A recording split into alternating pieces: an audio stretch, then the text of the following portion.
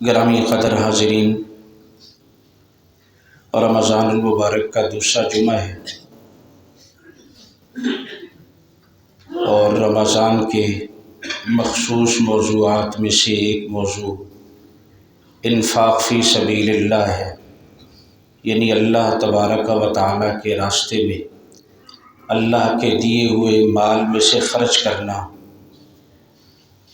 زکوٰۃ ادا کرنا۔ اسی سلسلے میں چند گزارشات عرض کرنی ہے۔ اللہ تبارک و تعالیٰ سے دعا ہے کہ اللہ تعالیٰ مجھے حق اور صحیح کہنے کی توفیق نصیب فرمائے، اس کے بعد ہم سب کو عمل کرنے کی توفیق نصیب فرمائے، آمین ثم آمین۔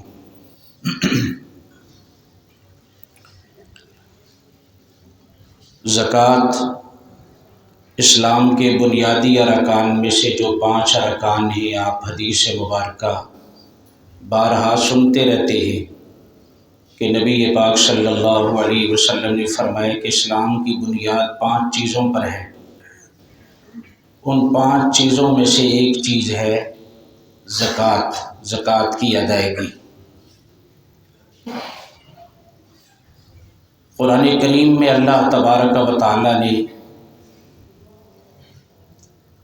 مال خرچ کرنے کی بہت زیادہ فضیلت بیان فرمائی ہے۔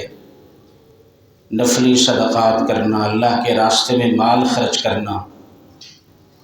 سورۃ بقرہ کا جو 6 مضامین بیان کیے گئے ہیں، ان میں سے ایک مضمون سورۃ بقرہ کا وہ انفاق فی سبیل اللہ ہے، یعنی اللہ تعالیٰ کے راستے میں مال خرچ کرنا۔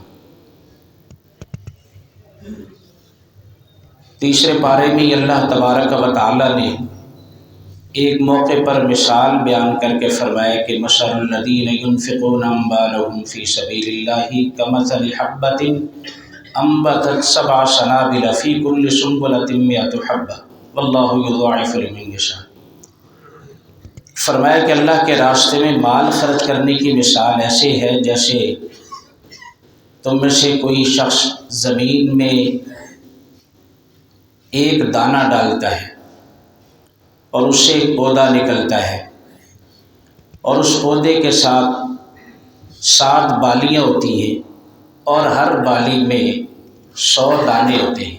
گندم کو ہی لے لیں، گندم کا ایک دانہ ڈالا جاتا ہے، اس کی وجہ سے اس کا پودا نکلتا ہے، وہ بڑا ہوتا ہے، اس کے ساتھ اس کے خوشے اور بالیاں، اور ہر خوشے اور بالی میں 100 دانے ہوں تو ایک کے بدلے اللہ تعالیٰ کتنے دانے دیتا ہے؟ 700 دانے۔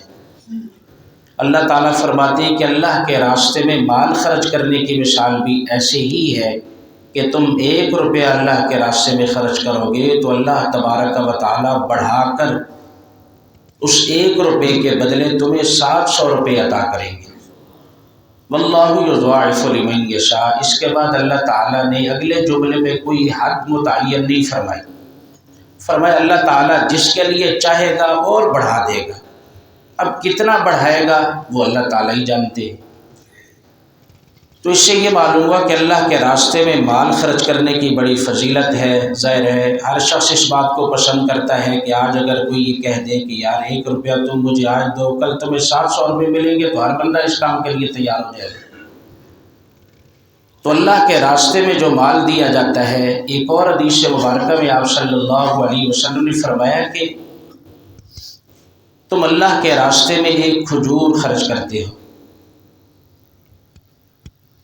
تو اللہ تبارک و تعالیٰ اس کھجور کی پرورش فرماتا ہے، اس سے بڑھاتا رہتا ہے، یہاں تک کہ ایک کھجور جو تم نے اللہ کے راستے میں دی، اللہ تبارک و تعالیٰ اس سے بڑھاتے چلے جائیں گے، یہاں تک کہ قیامت والے دن تمہیں پہاڑ کے برابر اجر عطا کیا جائے گا۔ اور فرمایا ایسی پرورش جیسے تم اپنے بچیرے اور جو ہے وہ گھوڑی کے بچے کی پرورش کرتے ہو، وہ بڑا ہوتا چلا جاتا ہے، تو جو تم صدقہ دیتے ہو اللہ تبارک و تعالیٰ اس کو بڑھاتے رہتے ہیں۔ من ذا الذی یقرض اللہ قرضا حسنا، کہیں اللہ تعالیٰ فرماتے ہیں کہ تم میں سے کون ہے جو اللہ تعالیٰ کو قرض حسنہ دے۔ دنیا میں تو کسی کو قرض حسنہ دے دیں تو اب تو قرض حسنہ تو اس سے کہا جاتا ہے جو قابل واپسی ہو لوٹایا جائے، اب تو لوگ قرضہ لے کر واپس ہی نہیں کرتے۔ لیکن اللہ تعالیٰ فرماتے ہیں کہ کون ہے جو مجھے، اللہ کو قرضے کی ضرورت نہیں۔ اللہ تعالیٰ یہ بتانا چاہتے ہیں کہ جیسے تم قرضہ دیتے ہو وہ قابل واپسی ہوتا ہے، تم اللہ کے راستے میں جو خرچ کرو گے اللہ تبارک و تعالیٰ وہ قرض تمہیں واپس لوٹائیں گے۔ جو بھی بندہ اللہ کے راستے میں مال خرچ کرتا ہے، حدیث میں فرمایا گیا کہ صدقے سے مال کبھی کم نہیں ہوتا۔ ایک اور مقام پر اللہ تعالیٰ نے فرمایا کہ ان اللہ اشتری من المؤمنین انفسهم واموالهم بان لهم الجنہ۔ ان اللہ اشتری، بے شک یقیناً اللہ تعالیٰ نے خرید لیا ہے، من المؤمنین، مومنوں سے، اہل ایمان سے، انفسهم واموالهم، ان کی جانوں کو بھی اور ان کے مالوں کو بھی، بان لهم الجنہ، جنت کے بدلے۔ یعنی اللہ تعالیٰ نے ایک سودے کا ذکر کیا ہے، ایک معاملے کا ذکر کیا ہے۔ اللہ تعالیٰ فرماتے ہیں کہ میں نے تم سے تمہاری جان اور تمہارے مال کو خرید لیا ہے، اس کے بدلے میں تمہیں جنت عطا کروں گا۔ اس سے یہ معلوم ہوا کہ یہ جان بھی اللہ نے ہم سے خرید لی ہے، اللہ نے دی، جان اللہ کی دی ہوئی ہے، اللہ تعالیٰ نے ہی جان دی، اللہ تعالیٰ نے ہی مال دیا۔ اور پھر اللہ تعالیٰ فرما رہے ہیں کہ تمہاری جو جان ہے وہ بھی میں نے خرید لی، تمہارا مال بھی خرید لیا جنت کے بدلے۔ مطلب یہ ہے کہ یہ جسم تمہارے پاس، تمہاری جان، لیکن اس سے تم میری مرضیات کے مطابق استعمال کرو۔ یہ مال میرا دیا ہوا ہے، تم میری مرضی کے مطابق اسے خرچ کرو تو یہ مال اور یہ جان میں نے اس کے بدلے تمہیں جنت عطا کروں گا۔ اللہ تعالیٰ نے گویا کہ ہر مسلمان کے ساتھ یہ معاملہ کر لیا، جان بھی اللہ کا، جان بھی مال بھی، دونوں چیزیں اللہ تعالیٰ کی، اور اس کے بدلے میں اللہ تبارک و تعالیٰ سے ہمارا سودا ہو چکا ہے کہ اللہ تعالیٰ ہمیں جنت عطا کرے۔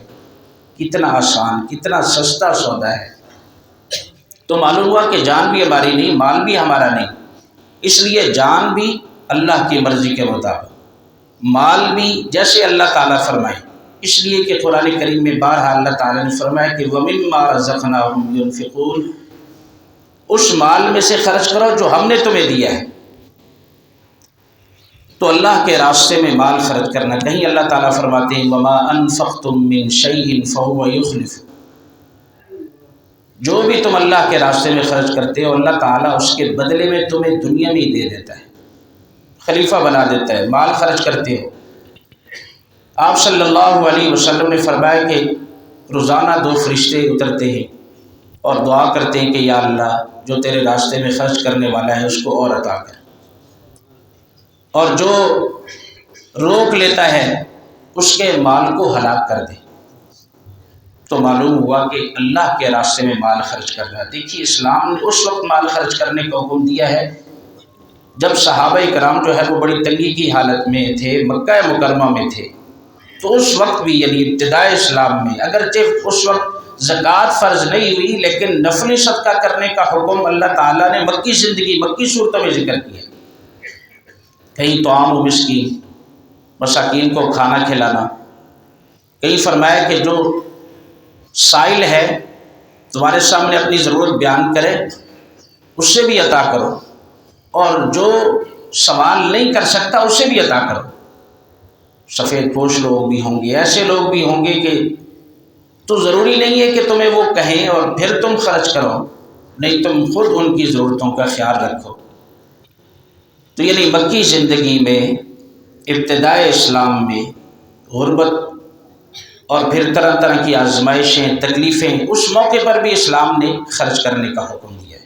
تو معلوم ہوا کہ اللہ کے راستے میں مال خرچ کرنا اس کی بڑی فضیلت ہے۔ اس سے یہ بھی معلوم ہوا کہ مال اگر دینداری کے ساتھ ہو تو یہ اللہ تعالیٰ کی نعمت ہے، یعنی کسی کے پاس مال کا آ جانا یہ اس کی کوئی نیکی میں کمی کی دلیل نہیں ہے اگر دین ساتھ ہو۔ یعنی عمومی طور پر ہمارے ذہن میں یہ بات ہوتی ہے کہ یعنی مال کسی کے پاس آ جائے تو ہم یہ سمجھتے ہیں کہ اب یہ بندہ نیک نہیں رہا، تقوی والا نہیں ہو سکتا، اس لیے تو اس کے پاس تو مال ہے۔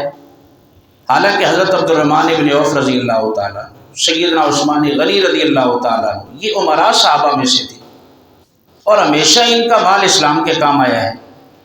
حضرت عثمان غنی ایک غزوے کے موقع پر جو ہے وہ 3000 لشکر کا سارا سامان دے رہے ہیں، نقد بھی دے رہے ہیں، سواریاں بھی دے رہے ہیں۔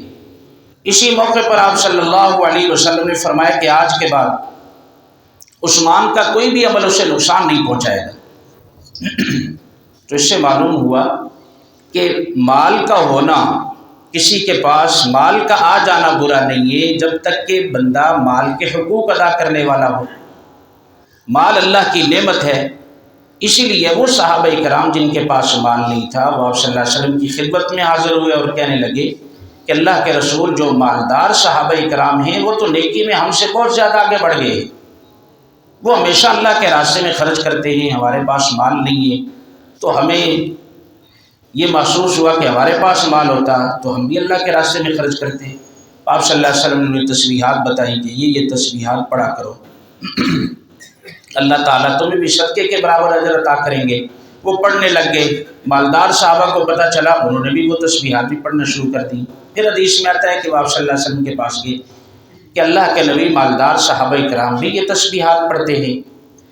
تو آپ صلی اللہ علیہ وسلم نے فرمایا یہ تو اللہ کا فضل ہے، مال اب اللہ تعالیٰ جسے چاہے عطا کرے۔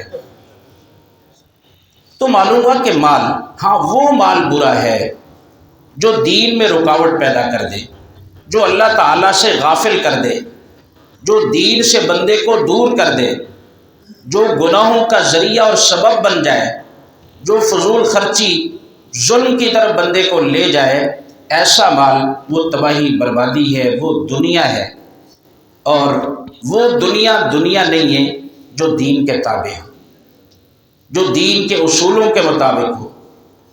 ظاہر ہے ہم دیکھتے ہیں کہ دنیا میں ایسے مالدار لوگ بھی ہیں کہ دنیا میں خصوصاً ہمارے ملک میں کتنے مدارس چل رہے ہیں، ہزاروں کی تعداد میں مدارس ہیں، اور ان کے ماہانہ اخراجات بہت کم ہوں گے جن کے لاکھوں میں ہیں، کروڑوں میں ہیں۔ مساجد کا نظم، یعنی یہ مخیر حضرات، مالدار لوگ ان کی ساری ضرورتوں کو پورا کرتے ہیں، یہ وہ گمنام ہیرو ہوتے ہیں کہ جو بظاہر منظر عام پر نہیں ہوتے لیکن اپنے مال میں سے لاکھوں روپے خرچ کر رہے ہوتے ہیں، اور یہ اتنا بڑا نظم اس سے نکلنے والے علماء، طلباء، مفتیان کرام، مساجد کی آبادی، مدارس کی آبادی اور دین کے ہر محاذ پر کام کرنے والے لوگ، یہ صرف جو ہے وہ علماء یا مدرسہ ہی نہیں، ان کے پیچھے ان لوگوں کا بھی ہاتھ ہے کہ جو اپنے پاکیزہ مال میں سے اللہ کا حکم سمجھ کے مدارس اور مساجد پر خرچ کرتے ہیں۔ پھر ان کے علاوہ وہ لوگ جو مستحق لوگوں کو کھانے کھلا رہے ہیں، مستحق لوگوں کی ضرورتیں پوری کر رہے ہیں۔ ظاہر ہے اگر یہ سلسلے نہ ہوں تو کتنا بڑا دین کا کام متاثر ہوگا، کتنا بڑا کام متاثر ہوگا۔ یہ ہمارے لیے اعزاز کی بات ہے، یہ خوش قسمت لوگ ہیں کہ پوری دنیا میں آپ دیکھیں تو منظم مدارس اور تقوی دار علماء، اعمال صالحہ کے پابند علماء، وہ آپ کو آپ کے ملک کے علماء ملیں گے۔ مصر میں چلے جائیں، دیگر جگہوں میں چلے جائیں، عرب میں ہی چلے جائیں، داڑیاں ہی پوری نہیں، حکومت کے پابند ہیں۔ ذرا سی بات اگر حکومتی پالیسیوں کے خلاف کر دی جائے تو امام کعبہ ہی کیوں نہ ہو، اس کو فارغ کر دیا جاتا ہے۔ تو دیکھیے یہ تقوی والے لوگ، ایسے لوگ، یہ مدارس کا اتنا بڑا نظم۔ تو عرض کرنے کا مقصد یہ ہے کہ مال، کسی کے پاس مال کا ہونا یہ اس کے برا ہونے کی علامت نہیں ہے۔ ہر وہ مال جو اللہ کی رضا والا ہے، حلال مال ہے، اس میں اللہ کے بتلائے ہوئے حقوق پورے کیے جاتے ہیں تو وہ اللہ تعالیٰ کی نعمت ہے۔ فَإِذَا قُضِيَتِ الصَّلَاةُ فَانْتَشِرُوا فِي الْأَرْضِ وَابْتَغُوا مِنْ فَضْلِ اللَّهِ۔ اللہ تعالیٰ فرماتے ہیں کہ جب جمعے کی تم نماز ادا کر لو، فَانْتَشِرُوا فِي الْأَرْضِ، پھر اس کے بعد تم زمین میں پھیل جاؤ، وَابْتَغُوا مِنْ فَضْلِ اللَّهِ، پھر اللہ کے فضل کو تلاش کرو، رزق تلاش کرو، مال تلاش کرو، حلال رزق کے لیے کوشش کرو۔ تو وہ مال برا ہوتا ہے جو دین سے دور کرنے والا ہو، اللہ سے دور کرنے والا ہو، تکبر میں مبتلا کرنے والا ہو، ظلم پر اکسانے والا ہو، گناہوں کی طرف لے جانے والا ہو، وہ مال برا ہوتا ہے۔ جس مال کی زکوٰۃ دی جائے، جو اللہ کے راستے میں خرچ کیا جائے، جس مال کے ساتھ عاجزی ہو، دینداری ہو اور اللہ کی راہ میں خرچ کیا جائے، وہ مال تو اللہ تعالیٰ کی نعمت ہے۔ تو بہرحال اللہ کے راستے میں جو مال خرچ کیا جاتا ہے، عربی میں تو سب کو بھی صدقہ کہہ دیتے ہیں، صدقے کا معنی اللہ کے راستے میں مال خرچ کرنے والا۔ پھر کچھ وہ صدقات ہیں جن کو صدقہ واجبہ کہا جاتا ہے، یعنی وہ صدقہ، وہ مال جو بندے کے ذمے ضروری ہوتا ہے۔ صاحب نصاب کے ذمے زکوٰۃ ادا کرنا ضروری ہے۔ کسی نے قسم اٹھا لی، قسم کے کفارے کی شکل 10 مسکینوں کو کھانا کھلانا ہے یا 3 دن کے روزے رکھنے ہیں، یہ ضروری ہو گیا۔ جو معذور ہے اس کے ذمے روزوں کا فدیہ ادا کرنا ضروری ہو گیا۔ کسی آدمی نے نظر اور منت مان لی، یہ واجب صدقہ ہو گیا۔ صدقہ فطر صاحب نصاب پر ضروری ہو گیا۔ ان کو صدقہ واجبہ کہا جاتا ہے، یعنی وہ جو ضروری۔ اس کے علاوہ جو اللہ کے راستے مال خرچ کیا جاتا ہے اس کو نفلی صدقہ کہہ دیتے ہیں۔ جب بھی جس بھی موقع پر آپ کسی مستحق پہ خرچ کر رہے ہیں، آپ مسجد پہ کر رہے ہیں، مدرسے پہ، نفلی صدقہ جہاں بھی خرچ کریں گے وہ اللہ کا راستہ ہوگا۔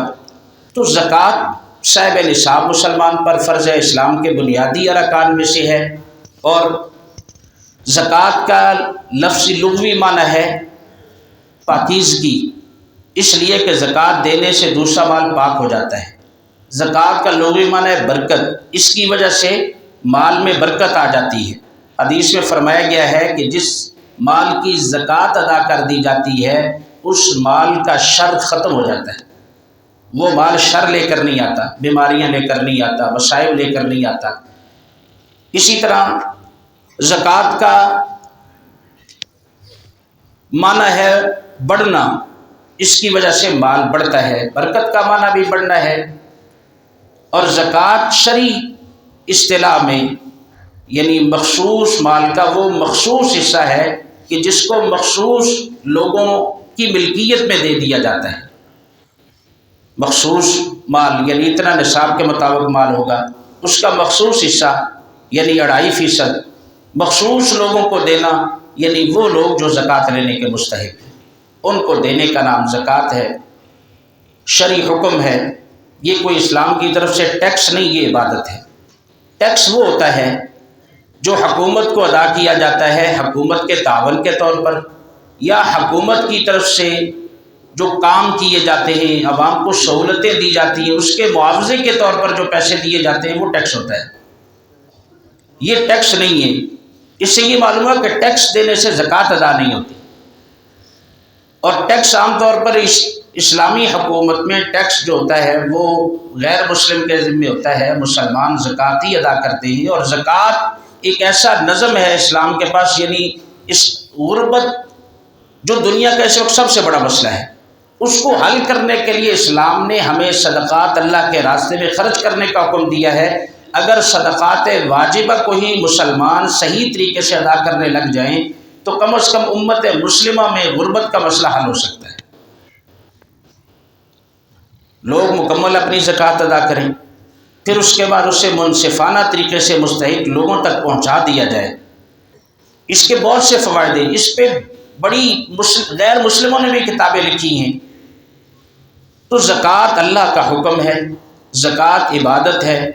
زکوٰۃ کے فوائد کو اگر دیکھا جائے تو زکوٰۃ کے فوائد میں سے سب سے بڑا فائدہ یہ ہوتا ہے کہ گویا آپ جو ہے وہ دیکھتے ہیں کہ لوگ کہتے ہیں جی کہ آپ اپنی انشورنس کروائیں فلاں، کہ یہ آپ کو تنگی کے وقت میں اچانک کوئی حادثہ پیش آ گیا، آگ لگ گئی، سیلاب آ گیا، کوئی حادثہ ہو گیا تو آپ کی مدد ہوگی۔ اسلام میں اس کا متبادل زکوٰۃ ہے، زکوٰۃ موجود ہے، نئے کسی انشورنس کی ضرورت ہی نہیں ہے اسلام۔ یہ زکوٰۃ کا مطلب یہ ہے کہ آج کا امیر آدمی غریب کی مدد کرے، کل کو اگر اس پر کوئی ایسی حالت اللہ نہ کرے آ جائے تو اس کے امیر مسلمان بھائی عمراء لوگ اس کی مدد کریں گے۔ اس لیے اسلام کے اگر صرف نظام زکوٰۃ کو ہی دیکھ لیا جائے تو آپ جو ہے وہ معاش کی جو فکر پریشانی، میرے بعد میرے بیوی بچوں کا کیا ہوگا، میرے بعد یہ کیا ہوگا، اچانک کوئی حادثہ پیش آ گیا تو میرا کیا ہو گیا، اسلام میں اس کا حل زکوٰۃ ہے۔ اس لیے آج اللہ نے اگر کسی کو وہ خرچ کرتا ہے تو اس نیت سے کہ اللہ تعالیٰ اجر بھی دیں گے، اور اگر مجھ پر کوئی ایسی مصیبت تکلیف آ گئی تو میرے دوسرے مسلمان بھائی کل مجھ پر خرچ کریں گے۔ اور بہت سے فوائد ہیں کہ اسلام میں جو ہے وہ اسلام یہ چاہتا ہے کہ یہ جو دولت ہے یہ گردش میں ہونی چاہیے مختلف لوگوں کے پاس، اسی لیے جو ہے وہ نظام زکوٰۃ میں بھی یہی چیز ہے۔ اور اس کی مثال معاشرے میں ایسے ہی ہے جیسے جو ہے وہ انسانی جسم میں خون کی مثال ہے کہ اگر وہ رک جائے یا کسی جگہ میں جمع ہو جائے تو وہاں جو ہے وہ پھوڑا پھنسی بن جائے گی، وہ باقی جسم کے لیے جو ہے وہ نقصان کا ذریعہ ہوگا، مضر ہوگا۔ تو اس کو جو ہے وہ اسی طرح جو ہے اگر یہ مال بھی چند لوگوں کے پاس، چند خاندانوں کے پاس جمع ہو جائے گا تو یہ معاشرے کے لیے کینسر ہے، جس طرح جو ہے وہ انسانی جسم کے لیے خون۔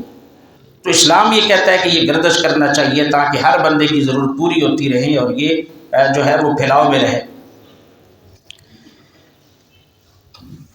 تو زکوٰۃ فرض ہے۔ اب عام طور پر مسلمان زکوٰۃ کے مسائل کے حوالے سے واقف نہیں ہوتے، تو زکوٰۃ کے حوالے سے چند مسائل ذہن میں رکھیں۔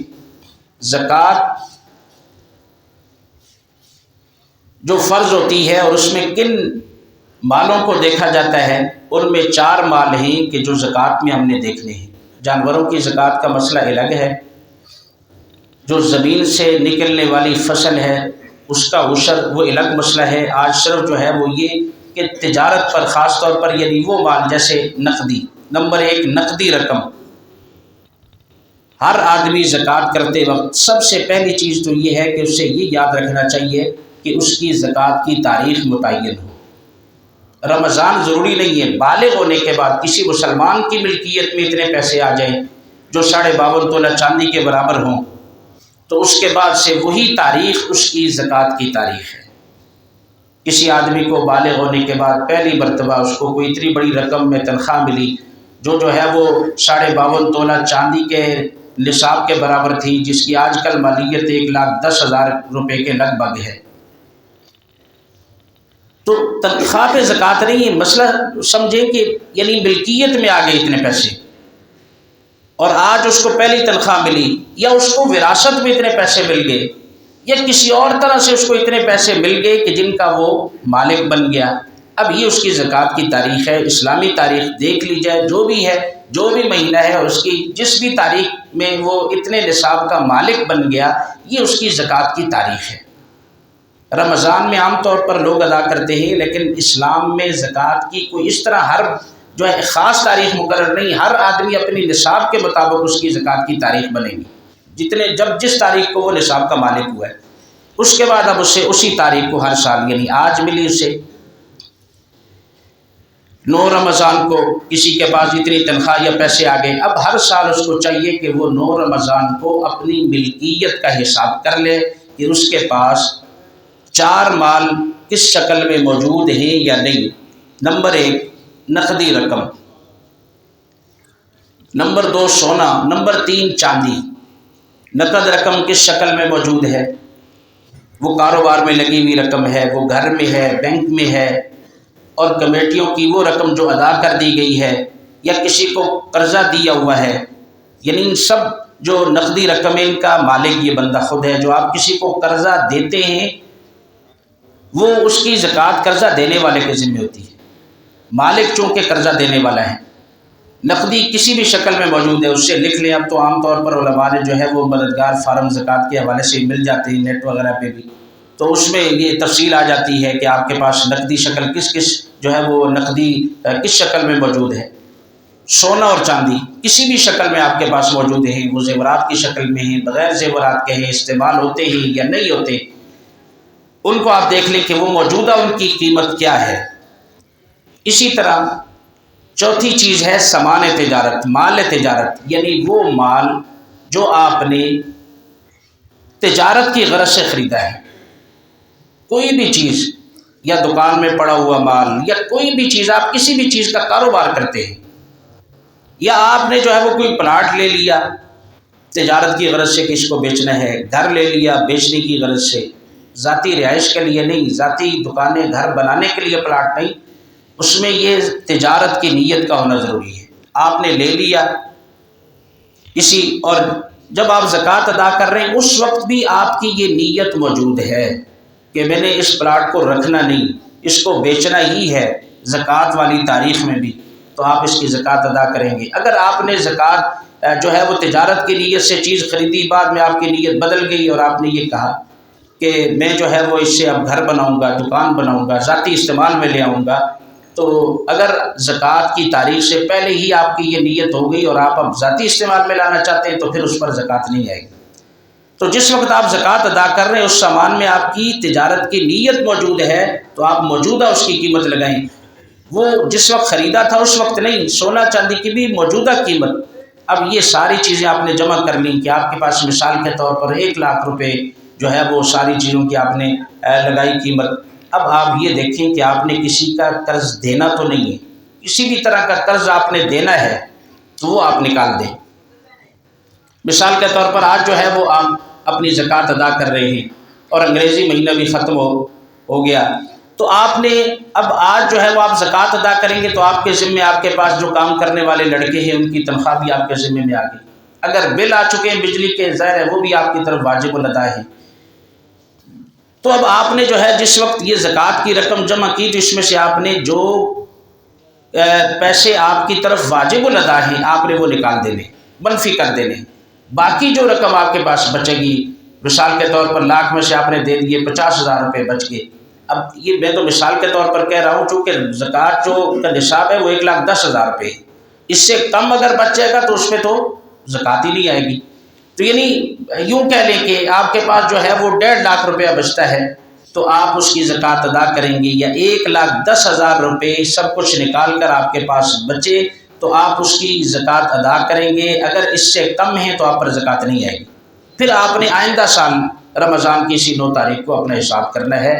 ہر پیسے پر سال گزرنا ضروری نہیں ہوتا، سال کے آخر کو دیکھا جاتا ہے کہ جس تاریخ کو آپ زکوٰۃ ادا کر رہے ہوتے ہیں ہر پیسے، جو پیسہ 2 دن بھی پہلے آپ کے پاس آ گیا تو اس کی زکوٰۃ آپ کے ذمہ لازم ہے، 2 دن پہلے آپ کی ملکیت سے کہیں خرچ ہو گیا تو اس کی زکوٰۃ آپ کے ذمہ نہیں ہے۔ اب زکوٰۃ دینی ہے 2.5%، یعنی کل مال آپ نے دیکھا کتنے پیسے، تو اب آپ نے اس میں 2.5% دینی، 1,00,000 کے پیچھے 2,500 روپے آپ کی زکوٰۃ بنے گی۔ اسی کے حساب سے یعنی کل مال کا 40واں حصہ جو 2.5% بنتا ہے وہ زکوٰۃ ادا کرنی ہے۔ بعض لوگ کہتے ہیں کہ ہم تو حساب نہیں کرتے ادا کر دیتے ہیں، ذہن میں رکھیں اس کا حساب کرنا ضروری ہے، یہ فرض ہے۔ فرض نماز ہم پڑھتے ہیں تو 2 رکھتے ہیں تو 3 نہیں پڑھتے، 4 ہیں تو 5 نہیں پڑھتے، یہ نہیں کہتے کہ بس میں تو پڑھ لیتا ہوں عصر کی، کبھی 5 پڑھتا ہوں، کبھی 3، کبھی 6 پڑھ لیتا ہوں، ایسا کوئی بھی نہیں کہتا۔ اس لیے کہ 4 رکعتیں پڑھنا فرض ہے، یہ نفل نہیں ہے کہ آپ 2 پڑھ لیں، 6 پڑھ لیں، 4 پڑھ لیں۔ تو زکوٰۃ میں بھی یہ مسئلہ ہے کہ آپ کو علم ہونا چاہیے زکوٰۃ کے مسائل کا، آپ کو حساب کرنا چاہیے، آپ کو زکوٰۃ کی تاریخ معلوم ہونی چاہیے، پھر اس کے بعد آپ ساری چیزوں کے حساب کرنے کے بعد آپ زکوٰۃ کی آپ کی جو ہے وہ زکوٰۃ بنی 2,500 روپے۔ تو اس میں یہ بھی نہیں کہ آپ جو ہے وہ یکمشت ادا کریں، یہ بھی نہیں ہے کہ جب آپ پر زکوٰۃ فرض ہوگی تو آپ ادا کریں، آپ پیشگی بھی زکوٰۃ ادا کر سکتے ہیں۔ اس لیے زکوٰۃ کی رقم مستحق لوگوں کو دینی ہوتی ہے، اور ایسا نہیں ہے کہ ایک آدمی مستحق ہے تو اب آپ کہیں کہ رمضان آئے گا اور رمضان کی 9 تاریخ آئے گی، میں حساب کروں گا تو پھر تمہیں دوں گا۔ رمضان کے علاوہ بھی تو ضرورت مند آ سکتا ہے ضرورت، تو اس لیے آپ پیشگی بھی آپ زکوٰۃ ادا کر سکتے ہیں۔ زکوٰۃ میں نیت کرنا ضروری ہوتا ہے، مستحق آدمی کی تحقیق کرنا ضروری ہوتی ہے کہ یہ زکوٰۃ کا مستحق ہے یا نہیں، دیتے وقت اس سے بتانا ضروری نہیں بلکہ نہیں بتانا چاہیے تاکہ اس کی عزت نفس مجروح نہ ہو۔ تو آپ نے جب جو ہے وہ یہ حساب کیا اور زکوٰۃ، اب اس میں آپ جو ہے یہ بھی بعض نمازی احباب ان کی ترتیب یہ ہے کہ وہ ہر مہینے زکوٰۃ ادا کرتے رہتے ہیں، مدرسے میں ماہانہ دے رہے ہیں، مستحق آدمی کو ماہانہ دے رہے ہیں، اب جو ہے وہ سال بعد اس کا حساب کر لیتے ہیں، ان میں بڑی ان کو آسانی ہو جاتی ہے کہ رمضان میں ہی اس موقع پر ہی جب اتنی بڑی رقم بندہ زکوٰۃ کے لیے تو اس کے دیگر اخراجات بھی ہوتے ہیں، تو کئی احباب نے یہ ترتیب بنا رکھی ہے کہ وہ ہر مہینے زکوٰۃ ادا کرتے رہتے ہیں، زکوٰۃ کے لیے سے جمع کروا دی، مستحق کو دے دی، اور اس کے بعد وہ لکھتے چلے جاتے ہیں اور رسید رکھتے چلے جاتے ہیں.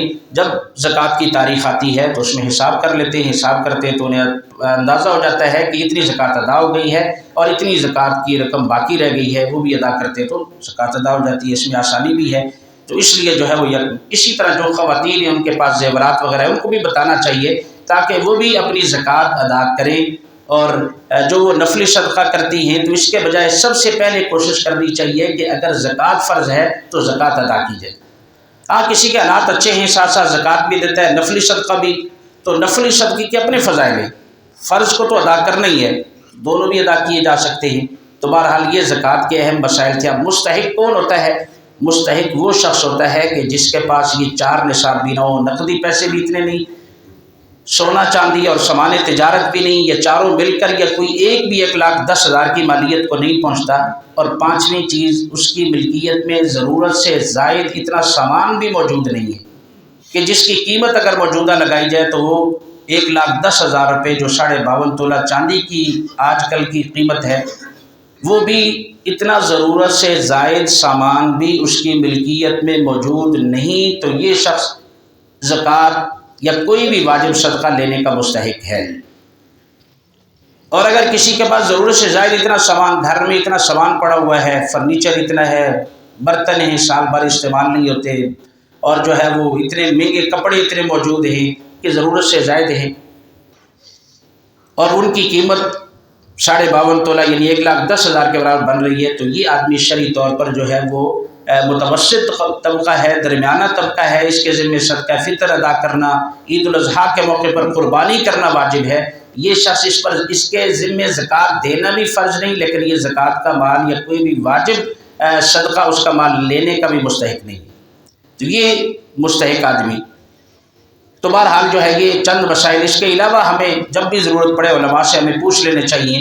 تو آج جو ہے وہ آپ سے یہی، اسی طرح آپ سے یہ بھی درخواست ہے کہ ہمارے ہاں بھی اس مسجد میں بھی مدرسہ ہے، الحمدللہ اس وقت بھی تقریباً 10 بچوں نے حفظ قرآن کریم مکمل کیا ہے. بہت سے ہمارے احباب ایسے ہوں گے جنہیں اس کا علم نہیں، چونکہ جمعے والے دن ہمارے ہاں مدارس میں چھٹی ہوتی ہے، اور عام نمازوں میں چونکہ نمازی زیادہ ہوتے ہیں تو ہمارے بچے دوسری منزل میں اسی اوپر ہی نماز پڑھتے ہیں تاکہ نیچے نمازیوں کے لیے تنگی نہ ہو.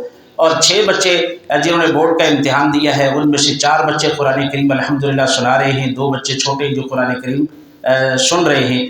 تو اس کے بھی تقریباً جو ہے وہ ماہانہ خرچ 2.25 سے 2.5 لاکھ کے درمیان ہے. 2 اساتذہ کرام ہیں، 50 کے قریب 40 بچے جو رہائشی ہیں جن کا کھانا وغیرہ یہاں بنتا ہے، اور ان کی دیگر اخراجات وغیرہ بھی مدرسے ہی کے ذمے ہیں. تو آپ سے یہ درخواست ہے کہ آپ اس موقع پر اس مدرسے کو بھی یاد رکھیں. تو آج جو ہے وہ اسی کے لیے، آئندہ جمعے کو بھی ہمارا ایک اور مدرسہ ہے نارووال میں، اس کی ذمہ داری بھی میری ذمہ ہے، چونکہ وہ پہلے میرے بڑے بھائی تھے انہوں نے قائم کیا، ان کی وفات کے بعد 7-8 سال ہو گئے ہیں، اس کی ساری ذمہ داری میرے کندھوں پر ہے. اسی لیے مجھے جمعے میں یہاں سے کبھی کبھار نغہ بھی کرنا پڑتا ہے، اور اس کے علاوہ بھی مجھے کئی مرتبہ اس مصروفیت میں جانا پڑتا ہے. تو اس کے لیے آئندہ آج جو ہے وہ یہ پیٹیاں جو بکس ہیں وہ رکھے ہوئے ہیں، آپ جب یہاں سے گزریں گے تو اس مدرسے کے ساتھ بھی آپ تعاون کیجئے، چونکہ ہمارے عام نمازی تو اس مرتبہ ویسے بھی مہنگائی کی وجہ سے مدارس کے حالات بھی متاثر ہیں. تو جمعے میں تشریف لانے والے احباب اس وقت بھی تعاون کر جائے، اور بعد میں بھی وہ اپنی تعاون زکوٰۃ وغیرہ کی صورت میں یہاں جمع کروا سکتے ہیں. یہاں جو ہے وہ اس کی رسید اور سلپ وغیرہ موجود ہے، وہ لے لیں تاکہ وہ پیسے آپ کے مدرسے میں پہنچ جائیں اور یہ اس کی دلیل ہو اور وہ ریکارڈ کا حصہ بن جائیں. اللہ تعالیٰ سے اللہ عمل کی توفیق نصیب فرمائے.